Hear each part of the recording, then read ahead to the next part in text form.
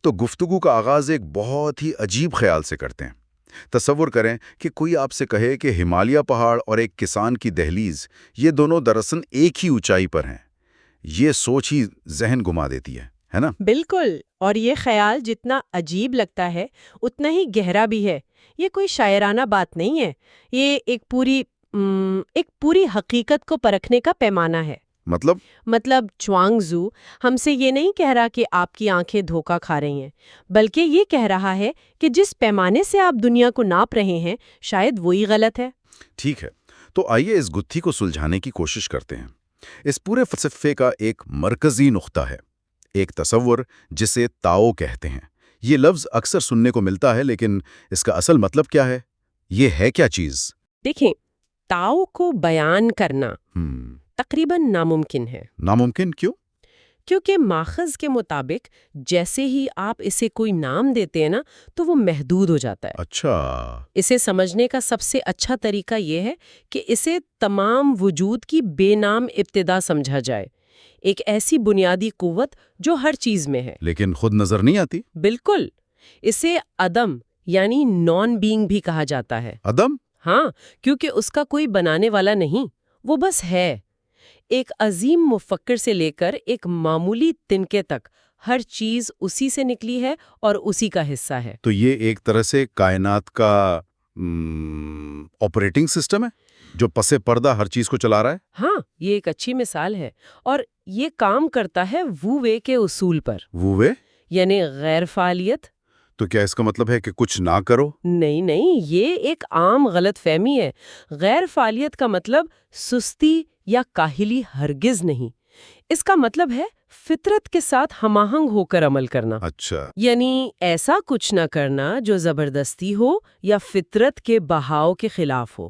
جیسے ایک دریا، وہ چٹانوں سے لڑتا نہیں بلکہ ان کے گرد سے اپنا راستہ بنا لیتا ہے۔ سمجھا۔ تو یہ ہے وہ۔ جی، اور تاؤ اسی طرح کائنات کو چلاتا ہے، بغیر کسی کوشش کے، بغیر کسی منصوبے کے۔ اور اسی میں ایک اور تصور ہے تھا، اس کا تاؤ سے کیا تعلق ہے؟ اگر تاؤ وہ آفاقی اصول ہے تو تھا اس اصول کا کسی ایک چیز میں انفرادی ظہور ہے۔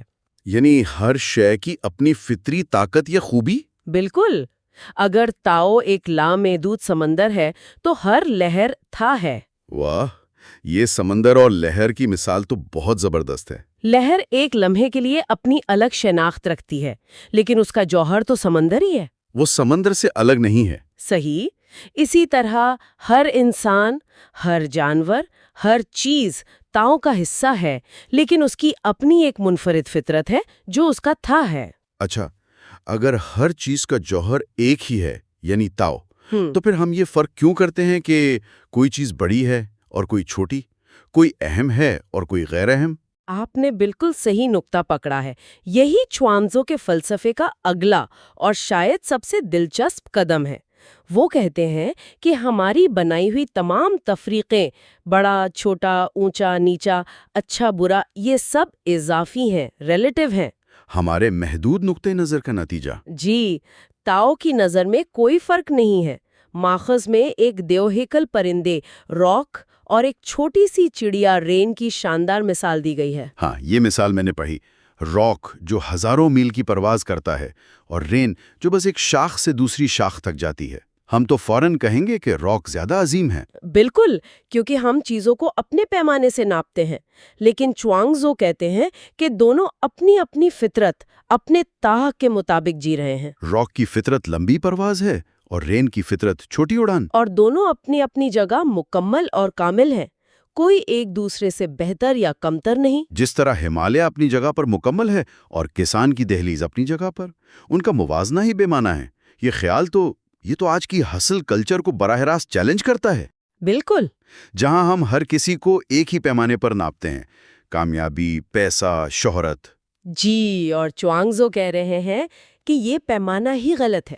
اگر یہ باتیں آپ کے دل میں بھی کہیں اتر رہی ہیں تو ہمارے ساتھ جڑے رہیے گا۔ اس چینل کو سبسکرائب کر لیجئے تاکہ ہم ساتھ مل کر ایسے مزید خیالات کی گہرائیوں میں اتر سکیں۔ ایک منٹ، اگر سائز، فاصلہ، کامیابی یہ سب اضافی ہیں تو کیا یہی اصول اچھائی اور برائی پر بھی لاگو ہوتے ہیں؟ یہ تو بہت خطرناک بات لگتی ہے۔ ہاں، یہ اس فلسفے کا سب سے متنازع اور مشکل حصہ ہے۔ ماخوذ میں واضح کہا گیا ہے، صحیح صرف اس لیے صحیح ہے کیونکہ غلط کا وجود ہے۔ کوئی چیز مطلق طور پر صحیح نہیں ہے۔ تو پھر معاشرہ کیسے چلے گا؟ کیا یہ ہر قسم کے رویے کو جواز فراہم نہیں کرتا؟ نہیں، چوانگ زو کا نقطہ یہ نہیں ہے کہ آپ جو چاہیں کریں، بلکہ یہ کہ جن لیبلز کو ہم اچھا اور برا کہتے ہیں وہ بھی ہمارے بنائے ہوئے ہیں۔ ایک چیز جو ایک ثقافت میں اچھی سمجھی جاتی ہے، دوسری میں بری ہو سکتی ہے۔ بالکل، ایک شخص جسے آپ ہیرو سمجھتے ہیں دوسرے کے لیے وہ ولن ہو سکتا ہے۔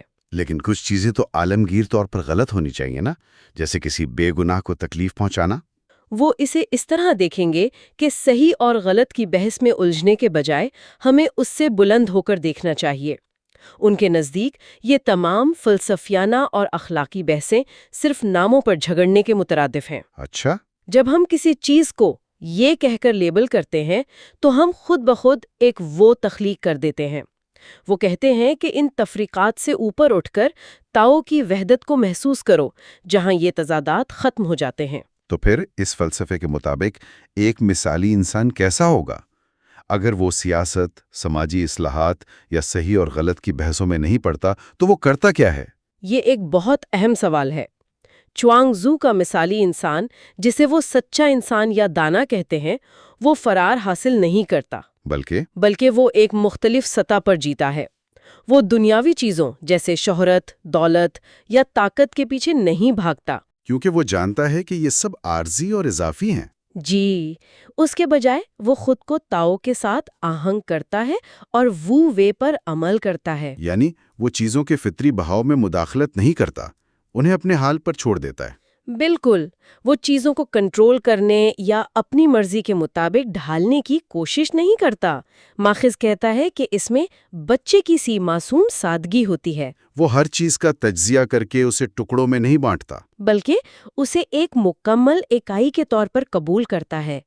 چونکہ وہ جانتا ہے کہ تمام تفریقیں بے معنی ہیں، اس لیے وہ ایک ایسی روحانی آزادی حاصل کر لیتا ہے جہاں اسے کسی چیز پر لیبل لگانے کی ضرورت نہیں پڑتی۔ یہ تو ایک طرح کی ذہنی آزادی کی انتہا ہے۔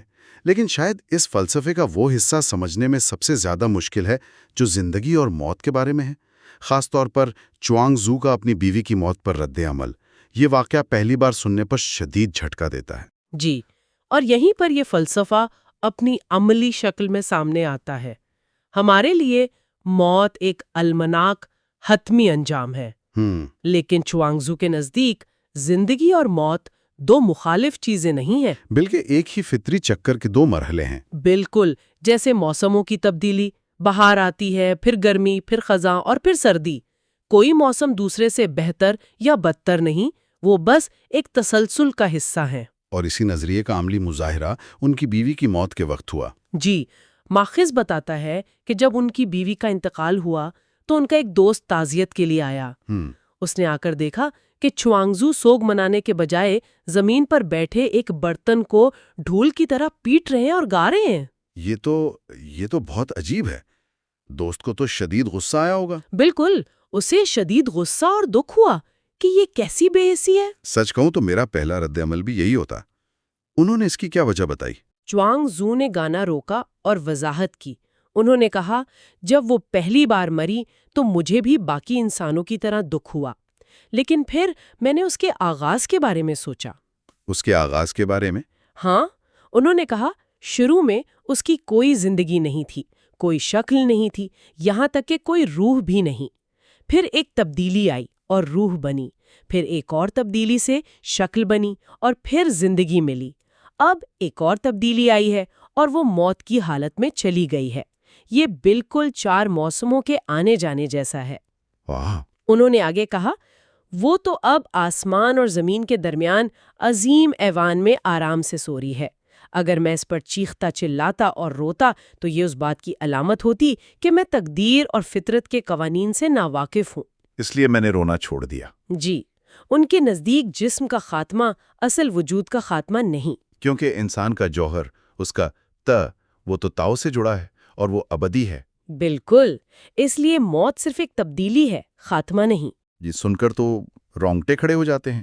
ایک طرف تو یہ بے حسی لگتی ہے، لیکن دوسری طرف اس میں کائنات کے بارے میں ایک ایسی گہری سمجھ ہے جو ہم سوچ بھی نہیں سکتے۔ جی، تو ان سب باتوں کا خلاصہ کیا ہے؟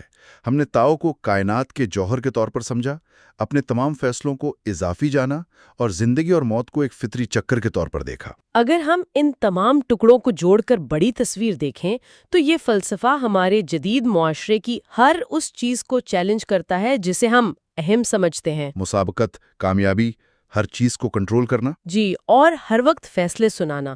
چوانگ سو کا فلسفہ کہتا ہے کہ یہ سب ایک وہم ہے، اصل طاقت کنٹرول کرنے میں نہیں بلکہ بہاؤ کے ساتھ بہنے میں ہے۔ یہ ایک طرح سے ہمیں سکھاتا ہے کہ ہم کائنات کے بہاؤ کے خلاف جدوجہد کرنے کے بجائے اس کا حصہ بن جائیں۔ بالکل، یہ سمجھنا کہ ہم کائنات سے الگ تھلگ کوئی جزیرہ نہیں بلکہ اس عظیم سمندر کی ایک لہر ہے۔ چوانگ زو کا ایک اور بہت مشہور واقعہ ہے جو شاید اس پورے فلسفے کا نچوڑ ہے۔ تتلی والا خواب؟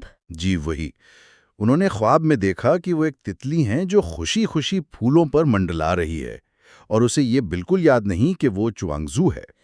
پھر اچانک وہ بیدار ہوئے۔ ہاں، اور دیکھا کہ وہ تو چوانگزو ہیں، لیکن اس کے بعد وہ اس الجھن میں پڑ گئے کہ وہ ایک انسان ہے جس نے تتلی ہونے کا خواب دیکھا، یا ایک تتلی ہیں جو اب انسان ہونے کا خواب دیکھ رہی ہے۔ اور یہی سوال وہ ہمارے لیے چھوڑ جاتے ہیں۔ ایک ایسی دنیا میں جہاں تمام تفریقیں اضافی ہیں، جہاں حقیقت نقطہ نظر پر منحصر ہے، ہم اس حقیقت کے بارے میں کیسے یقینی ہو سکتے ہیں جسے ہم ہر لمحہ محسوس کرتے ہیں؟